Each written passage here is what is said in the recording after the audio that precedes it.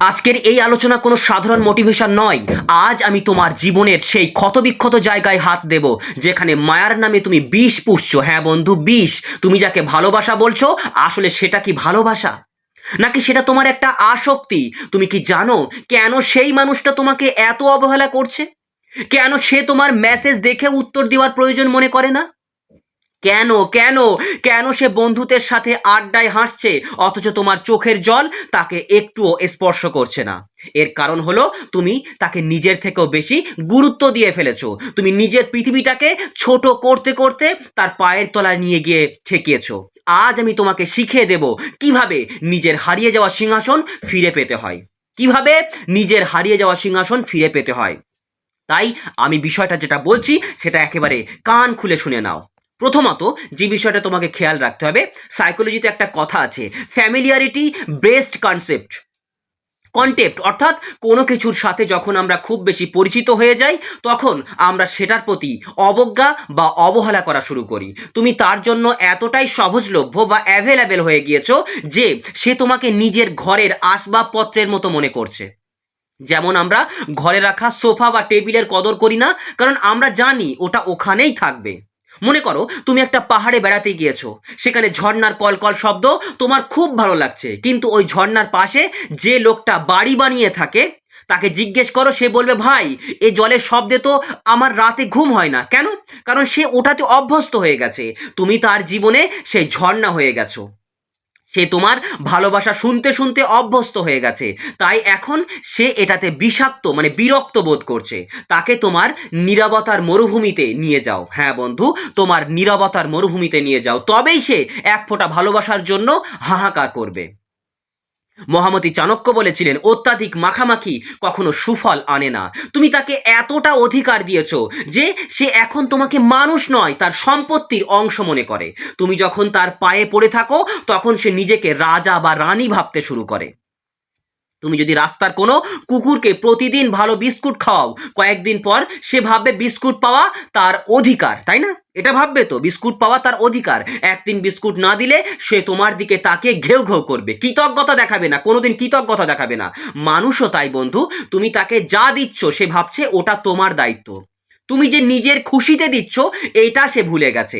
তাই তোমার চুপ হয়ে যাওয়াটা খুব জরুরি, খুব জরুরি, যাতে সে বুঝতে পারে তুমি যা দিচ্ছিলে তা তোমার দয়া ছিল, দায়িত্ব নয়। মানুষ সেই জিনিসেরই মূল্য দেয় যা কষ্ট করে অর্জন করতে হয়। তুমি তাকে কোনো লড়াই করতে দাওনি, দিয়েছো কোনো লড়াই করতে দাওনি। সে মুখ ফুটে চাওয়ার আগেই তুমি নিজেকে বিলিয়ে দিয়েছো। সাইকোলজি বলছে মানুষের মস্তিষ্ক ডোপামিন নিঃসরণ করে যখন সে কোনো কিছু জেতার চেষ্টা করে। তুমি তাকে জেতার কোনো সুযোগই দাওনি, তুমি শুরুতেই হার মেনে বসে আছো। তাই তার কাছে এখন আর কোনো রোম্যান্স নেই। আছে কি তার কাছে এখন আর সে আগের মতো রোম্যান্স নেই? মানুষ সবচেয়ে বেশি ভয় পায় যখন সে কোনো কিছু জানতে পারে না। তুমি যখন মানে ফোন করে কান্নাকাটি করো, সে জানে তুমি কোথায় আছো, কি করছো এবং কার জন্য কাঁদছো। তার মনে কোনো ভয় নেই। কিন্তু তুমি যখন হঠাৎ করে চুপ হয়ে যাবে, সব যোগাযোগ বন্ধ করে দেবে, তখন তার মাথায় হাজারটা নেতিবাচক চিন্তা ঘুরবে, হাজারটা নেগেটিভ পয়েন্ট ঘুরবে। সে কি আমাকে ঘৃণা করা শুরু করলো? সে কি অন্য কাউকে পেয়ে গেল? সে কি আমার থেকেও ভালো কাউকে পেয়েছে? এক্সেট্রা বিভিন্ন হতে পারে। এই যে অজানা, এই যে অজানা থাকার যন্ত্রণা, এটা মানুষকে বিষাক্ত করে তোলে। সে নিজের অজান্তেই তোমার প্রোফাইল চেক করবে, তোমার বন্ধুদের ফোন করবে। এই কৌতূহল থেকে জন্ম নেবে তার পাগলামি। তুমি যখন তাকে বোঝাতে গিয়ে চিৎকার করো তখন তুমি তাকে নিজের ওপর কন্ট্রোল বা নিয়ন্ত্রণ দাও। আর তুমি যখন চুপ হয়ে যাও তখন সে নিয়ন্ত্রণের চাবিকাঠি তোমার নিজের হাতে চলে আসে। তুমি চুপ হয়ে গিয়ে দেখো নিয়ন্ত্রণের চাবিকাঠি তোমার হাতে চলে আসবে। একটা বাস্তব উদাহরণ দিই, একটা খেলনা গাড়ি যখন রিমোট দিয়ে চলে তখন বাচ্চাটা ওটা নিয়ে খেলে, কিন্তু যখন রিমোট কাজ করা বন্ধ করে দেয় বাচ্চাটা তখন গাড়িটা নিয়ে মেকানিকদের কাছে দৌড়ায় বা ওটা ঠিক করার চেষ্টা করে। তুমি এতদিন রিমোট কন্ট্রোল গাড়ি ছিলে, এবার রিমোটটা তার হাত থেকে কেড়ে নাও, দেখবে সে তোমাকে ঠিক করার জন্য পাগলের মতো দৌড়াবে। সাইকোলজিতে একটা কথা আছে, অসম্পূর্ণ কাজের আকর্ষণ। আমরা পূর্ণাঙ্গ সিনেমার চেয়ে সেই সিনেমার কথা বেশি মনে রাখি যার শেষে একটা সাসপেন্স আছে। তোমার সম্পর্কটা তার কাছে একটা বোরিং মুভি হয়ে গেছে যার শেষ সে জানে। তুমি তাকে সাসপেন্স দাও, তোমার নীরবতাই হবে সেই চরম ক্লাইম্যাক্স যা দেখার জন্য সে অপেক্ষা করবে। কি বললাম বন্ধু, বুঝতে পারছো বিষয়টা? শোনো, ইউটিউবে তোমাকে অনেকে তোমাকে বলবে নো কন্ট্যাক্ট রুল পালন করো, কিন্তু আমি তোমাকে বলছি ডেড সাইলেন্স পালন করতে হবে। হ্যাঁ, নো কন্ট্যাক্ট রুল প্রচণ্ড কাজ করে, কিন্তু তার থেকেও বেশি কাজ করবে ডেড সাইলেন্স রুল। এর মানে কি? এর মানে হলো তুমি তার দুনিয়া থেকে এমনভাবে উধাও হয়ে যাবে যেন তোমার কোনো অস্তিত্ব কোনো দিন ছিল না। হ্যাঁ, এমনভাবে উধাও হয়ে যাবে। কেন এটি কাজ করবে? মানুষের মস্তিষ্কে একটি অংশ আছে যাকে বলা হয় এমিগডালা, যা ভয় এবং বিপদের সংকেত দেয়। যখন তুমি হুট করে যোগাযোগ বন্ধ করে দাও, তখন তার অবচেতন মন সংকেত দেয় তুমি তোমার সব থেকে নিরাপদ আশ্রয়টি হারিয়ে ফেলেছো। এতদিন সে জানতো তুমি তার জন্য কাঁদছো, তাই সে নিশ্চিন্ত ছিল। এখন তুমি চুপ, তাই সে আতঙ্কিত হবে।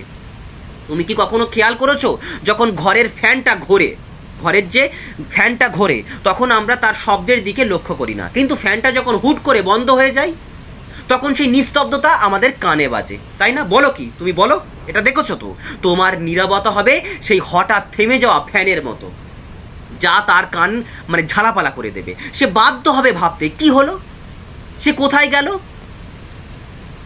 সে তোমাকে অবহেলা করছে, তুমি তাকে পাল্টা ঘৃণা করো না। ঘৃণা করা মানেও তাকে গুরুত্ব দেওয়া। তুমি তাকে উদাসীনতা উপহার দাও, ইগনোর উপহার দাও। সাইকোলজিতে উদাসীনতাকে বলা হয় দ্য আলটিমেট ওয়েপেন। সে যদি তোমাকে একদিন পর রিপ্লাই দেয়, তুমি তাকে 2 দিন পর দাও। সে যদি একটা শব্দে কথা বলে, তুমি একটা ইমোজি দিয়ে ছেড়ে দাও। একে বলা হচ্ছে মিররিং। সে যখন দেখবে সে যা করছে তুমিও তাই করছো, তখন সে নিজের বিষ নিজের গলায় অনুভব করবে, নিজের ভুল নিজে বুঝতে পারবে। আচার্য চাণক্য বলেছিলেন, বিষহীন সাপকেও ফনা তুলতে হয় যাতে অন্যেরা মনে করে তার বিষ আছে। তোমার নীরবতা আর এই হিসেবি আচরণ হবে তোমার সেই ফনা। এতে সে বুঝবে যে তুমি এখন আর আগের মতো সহজলভ্য নয়। মানুষ সেই জিনিসের পেছনেই ছোটে যার ডিমান্ড বাজারে বেশি। তুমি যদি নিজেকে সস্তা করে রাখো, তবে কেউ তোমার দাম দেবে না। তোমাকে নিজের অরা বা ব্যক্তিত্বের জ্যোতি বাড়াতে হবে। একটা আইফোন আর একটা সাধারণ ফোনের পার্থক্য কোথায় জানো? দুটোরই কাজই কিন্তু কথা বলে, কিন্তু আইফোনের দাম বেশি কারণ তারা নিজেদের এক্সক্লুসিভ করে রেখেছে। তোমাকে তোমার ইমোশনকে আইফোনের মতো এক্সক্লুসিভ করতে হবে। কিভাবে করবে? প্রথমত, সোশ্যাল মিডিয়া ক্লিন আপ। কোনো দুঃখের স্ট্যাটাস নয়। আজ থেকে তোমার প্রোফাইলে থাকবে তোমার সাফল্যের ছবি, তোমার হাসি মুখের ছবি, অথবা তুমি কোনো নতুন কিছু শিখছো এমন কোনো মুহূর্ত। দ্বিতীয়ত, রহস্য বজায় রাখবে। সে যখন তোমার প্রোফাইল চেক করবে, এবং সে করবেই তুমি যখন চুপ হয়ে যাবে, তখন সে যেন দেখে যে তুমি তাকে ছাড়াও জীবনটা দারুণ উপভোগ করছো। এটা তার ইগোতে তীরের মতো বিঁধবে, তীরের মতো। সে ভাববে, আমি কি তবে তার জীবনে কিছুই ছিলাম না? এই প্রশ্নটাই তাকে পাগলামি করানো শুরু করবে। অর্থনীতিতে একটা নিয়ম আছে, ইকোনমিতে একটা নিয়ম আছে। যখন কোনো জিনিসের সরবরাহ কমে যায় বা যোগান কমে যায়, তখন তার চাহিদা হু হু করে বেড়ে যায়। তুমি এতদিন তোমার ভালোবাসার ওভার সাপ্লাই করেছো, এখন ডিমান্ড বাড়ানোর সময় তোমার। মানুষ সেই জিনিসটাই বেশি চায় যেটা সে পায় না। তুমি যখন তার ধরাছোঁয়ার বাইরে চলে যাবে, তখন সে তোমার প্রতি তীব্র আকর্ষণ অনুভব করবে।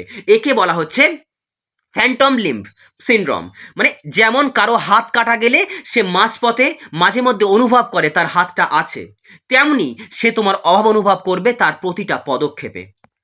সবচেয়ে বড় সত্যিটা শোনো বন্ধু, যে তোমাকে চায় না তাকে জোর করে ধরে রাখা হলো নিজের পায়ে কুড়াল মারা। দার্শনিক সক্রেটিস বলেছিলেন, নিজেকে জানো। তুমি নিজেকে জানলে বুঝতে পারতে যে তোমার ক্ষমতা কতটুকু। একটা ঘুড়ি যতক্ষণ সুতোর সাথে বাঁধা থাকে ততক্ষণ তার দাম আছে। সুতো ছিঁড়ে গেলে সে কিছুক্ষণ ওড়ে তারপর মাটিতে পড়ে যায়। বলো যায় কি না? তুমি এতদিন সেই সুতো হয়ে ঘুড়িটাকে ধরে রেখেছিলে, এবার সুতোটা ছেড়ে দাও বন্ধু, সুতোটা ছেড়ে দাও। দেখবে সে মাটিতে আছড়ে পড়বে, আর তুমি মুক্ত আকাশে ওড়ার জন্য স্বাধীন হয়ে যাবে। সে তোমাকে বলেছিল তুমি অযোগ্য, বা তোমাকে না বললেও তোমাকে প্রমাণ করেছিল, বা তার ব্যবহার আচরণের মাধ্যমে তোমাকে বুঝিয়েছিল যে তুমি অযোগ্য। সে তোমাকে বলেছিল তোমাকে দিয়ে কিচ্ছু হবে না, চুপ হয়ে যাও, চুপ হয়ে যাও, কোনো ঝগড়া করো না, এই রাগটাকে জ্বালানি হিসেবে ব্যবহার করো। বিখ্যাত দার্শনিক কনফুসিয়াস বলেছিলেন, প্রতিশোধ নেওয়ার আগে দুটো কবর খোঁড়ো, দুটো কবর খোঁড়ো, একটা নিজের জন্য আর একটা শত্রুর জন্য। কিন্তু আমি বলি কবর খুঁড়ো না, তুমি নিজেকে এমন একটা উচ্চতায় নিয়ে যাও যেন সে নিচ থেকে তোমার দিকে তাকিয়ে নিজের ঘাড়ের হাড় ভেঙে ফেলে। তাই কি করবে? জিম করো, ক্যারিয়ারে মন দাও। হ্যাঁ বন্ধু, ক্যারিয়ারে মন দাও, নতুন ভাষা শেখো, অথবা নিজের কোনো পুরনো শখ পূরণ করো। তুমি যখন সফল হবে এবং তোমার চারপাশটা মানুষের ভিড়ে ভরে যাবে, তখন সে এক কোণে দাঁড়িয়ে আঙুল চুষবে। এটাই হলো সবচেয়ে বড় এবং সবচেয়ে মিষ্টি মধুর প্রতিশোধ। যদি কোনো বিশেষ কারণে তার সাথে যোগাযোগ করতেই হয়, তবে এই টেকনিকটি ব্যবহার করো। এটি মানুষকে মানসিকভাবে অস্থির করে তোলার এক দুর্দান্ত কায়দা। প্রথমত, পুল মানে কাছে টানা, খুব ভদ্রভাবে দয়ালুভাবে কথা বলো, যেন তোমার মনে কোনো ক্ষোভই নেই। দ্বিতীয়ত কি করবে? পুশ মানে ঠেলে দাও। কথা শেষ হওয়ার আগেই বলো, আরে আমার একটা কাজ আছে, পরে কথা হবে, অথবা আমি একটু ব্যস্ত আছি, এখন রাখি, এই বলে হুট করে ফোন করে দেবে। কি প্রভাব হবে? সে ভাববে সে আমার ওপর রাগও নেই, মানে আমার ওপর রেগেও নেই, আবার আমাকে পাত্তাও দিচ্ছে না। তার জীবনে এখন কোন কাজটা আমার থেকেও বেশি জরুরি হয়ে গেল, সেটা সে ভাবতে শুরু করবে। এই যে অতৃপ্তি, তাকে তোমার দিকে আরো বেশি টানবে। চাণক্য নীতিতে বলা আছে যে নিজের সম্মান রক্ষা করতে পারে না, তাকে যমরাজও দয়া করে না। তুমি যার জন্য পাগল হচ্ছ, সে কি একবারও ভেবেছে তোমার কেমন লাগছে? না বন্ধু, না। তবে তুমি কেন, আমার প্রশ্ন, তবে তুমি কেন তার কথা ভেবে নিজের রাতগুলোকে নষ্ট করছো, নিজের সময়গুলোকে নষ্ট করছো? একটা হিরে যদি ড্রেনেও পড়ে থাকে, তার দাম কিন্তু কমে না। তুমি সেই হিরে, ড্রেনটা হলো ওই মানুষটার বিষাক্ত আচরণ। তুমি নিজেকে ওখান থেকে তুলে আনো, ধুয়ে পরিষ্কার করো, দেখবে তুমি আবার আগের মতোই চমকাচ্ছ। মানুষ তখনই অন্যের পায়ে পড়ে থাকে যখন সে একা থাকতে ভয় পায়। তুমি কি জানো পৃথিবীর বড় বড় মনীষীরা কেন সফল? কারণ তারা একাকিত্বকে উপভোগ করতেন। তাই সাইকোলজিতে বলে, তুমি যখন একা থাকতে শিখবে, তখন তুমি অন্য কারো ইমোশনাল বা ব্ল্যাকমেলের শিকার হবে না। তুমি যখন নিজের সঙ্গে মানে নিজের সঙ্গ উপভোগ করবে, তখন অন্যরাও তোমার সঙ্গ পাওয়ার জন্য লাইন দেবে, কারণ আনন্দ মানুষের কাছে চুম্বকের মতো টানে। বন্ধু, তুমি যখন এই সবকটি নিয়ম পালন করবে, অর্থাৎ চুপ হয়ে যাবে, নিজের ওপরে কাজ করবে, তার থেকে মানসিক দূরত্ব তৈরি করবে, তখন একটা অলৌকিক ঘটনা ঘটবে। সে ফিরে আসবে, সে তোমাকে ফোন করবে, মেসেজ করবে, হয়তো কান্নাকাটিও করবে, কারণ সে এখন তোমার সেই নতুন এবং শক্তিশালী রূপটা দেখতে পাচ্ছে, যা আগে কখনো দেখেনি। সে এখন সেই ভিখারিকে দেখছে না, সে এখন একজন সম্রাটকে দেখছে। কিন্তু শোনো বন্ধু, সেদিন সিদ্ধান্ত তোমার হবে। তুমি কি সেই পুরনো বিষাক্ত জীবনে ফিরে যাবে, নাকি নিজের নতুন জীবনকে আরো সুন্দর করে তুলবে? মনে রেখো, মায়া বাড়ানো সহজ, কিন্তু সেই মায়া কাটিয়ে নিজেকে জয় করা বীরের কাজ, আর তুমি একজন বীর। তাই ভিডিওর এই শেষ পর্যায়ে এসে নিজের বুকের ওপরে হাত রাখো, অনুভব করো তোমার হৃদয় স্পন্দন। এই স্পন্দনটা কার জন্য? ওই মানুষটার জন্য যে তোমাকে তুচ্ছ মনে করে না। না, এই স্পন্দনটা তোমার বেঁচে থাকার জন্য, তোমার মা বাবার জন্য, তোমার ভবিষ্যতের জন্য। আজ থেকে তুমি আর কারো পেছনে পাগলামি করবে না। আজ থেকে তুমি নিজের জন্য বাঁচবে। তুমি যখন চুপ হয়ে যাবে, তখন তোমার চারপাশের নিস্তব্ধতাই হবে তোমার সাফল্যের গর্জন। নিজেকে এতটা যোগ্য করো যেন তোমার এক পলক দেখার জন্য মানুষকে লাইন দিতে হয়। যদি আমার এই কথাগুলো তোমার শিরদাঁড়া দিয়ে একটু কাঁপুনি বইতে দেয়, তবে আজই প্রতিজ্ঞা করো, আমি আর কাঁদবো না, আমি আর কাঁদবো না, আমি এবার করে দেখাবো। কি বললাম? আমি এবার করে দেখাবো। এই ভিডিওটি তোমার জীবনের টার্নিং পয়েন্ট হোক। মায়া কাটিয়ে মানুষ হও, চুপ থাকো, মায়া কাটিয়ে রাজা বা রানী হও। ভিডিওটি ভালো লাগলে লাইক দেওয়ার দরকার নেই, শুধু নিজের জীবনটা বদলে দেখাও বন্ধু। বারবার বলি না যে ভিডিওটি লাইক করো, সাবস্ক্রাইব করো? আমি বলছি, কিচ্ছু করার দরকার নেই, শুধু নিজের জীবনটা বদলে দেখাও। তোমার সফলতা দেখার অপেক্ষায় রইলাম। ভালো থেকো, নিজের খেয়াল রেখো বন্ধু, নিজের খেয়াল রেখো। ভিডিও তো শেষ হচ্ছে, কিন্তু তোমার নতুন জীবনের শুরুটা কি আজ থেকেই হবে? শোনো বন্ধু, এই পৃথিবীটা বড় অদ্ভুত। এখানে যে মানুষটা সব থেকে বেশি কাঁদতে জানে তাকেই এই পৃথিবী সব থেকে বেশি কাঁদাতে ভালোবাসে। আর যে মানুষটা নিজের চোখের জল মুখে মুছে শান্ত হয়ে নিজের পথে হাঁটা শুরু করে, ভাগ্যও তার কাছে একদিন মাথা নত করে। তুমি ভাবছো তাকে ছাড়া তুমি মরে যাবে, না, তুমি মরবে না, বরং তুমি আবার জন্মাবে।